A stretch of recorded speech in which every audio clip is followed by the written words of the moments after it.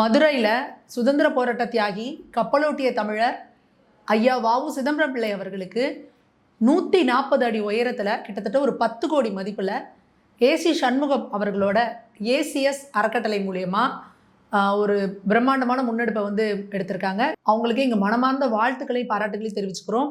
இந்த அடிக்கல் நாட்டு விழாவுக்காக நேற்று நம்மளோட துணை ஜனாதிபதி திரு சிபி ராதாகிருஷ்ணன் ஐயா அவங்க வந்திருந்தாங்க. அது மட்டும் இல்லாமல் பாஜக மாநில தலைவர் திரு நயினார் நாகேந்திரன் அவர்களும் அந்த விழாவில் பங்கேற்றது உண்மையாலுமே ரொம்ப சிறப்பாக இருந்துச்சு.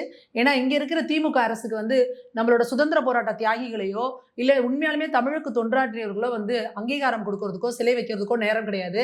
அவங்க அப்பாவுக்கும் ஈவேராவுக்கும் சிலை வைக்கிறதுல பயங்கர பிஸியாக இருக்காங்க. மாவட்டம் தோறும் கலைஞர் சிலை இருக்கணும் அப்படின்றத தான் அவங்க பிஸியாக இருக்காங்க.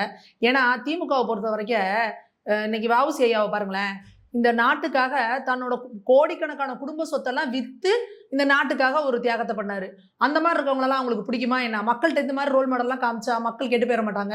அவங்கள பொறுத்த வரைக்கும் நாட்டை திவாலாக்கி நாட்டை சுத்தமாக கொள்ளையடிச்சு தன்னோட குடும்பத்துக்கு கோடி கோடியாக சொத்து சேர்த்துக்கணும். அந்த மாதிரியான ரோல் மாடலை தான் அவங்க மக்கள்கிட்ட காட்டுவாங்க. அதனால வாவுசி ஐயாவுக்கு இவங்க சிலை எடுப்பாங்க அப்படின்னு இவங்ககிட்ட எதிர்பார்க்கறது நம்மளோட முட்டாள்தனம், அறியாமை, அவ்வளோதான்.